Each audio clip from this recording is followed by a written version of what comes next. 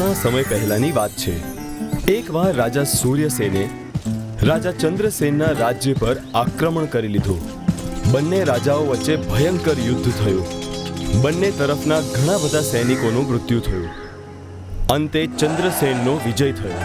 યુદ્ધમાં જીતની ખુશીના વખાણ રાજા ચંદ્રસેનના ભાંડ અને ચારણે રાજ્યભરમાં ઢોલ વગાડીને સંભળાવતા હતા। એક દિવસ ભાંડ અને ચારણને રાજાની વીરતાની વાર્તા સંભળાવતા સંભળાવતા સાંજ પડી ગઈ। જ્યારે તેઓ જંગલના રસ્તે પોતાના ઘરે જઈ રહ્યા હતા ત્યાં સુધી અંધારું થઈ ગયું હતું।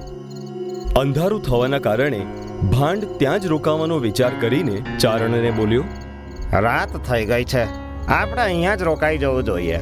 અહીંયા રોકાઈશું તો રાતના કોઈ જાનવરનો શિકાર થઈ જશું। આપણે કોઈ પથ્થરની પાછળ સંતાઈને સૂઈ જશું, અહીંયા કોઈ જાનવર નહીં આવશે।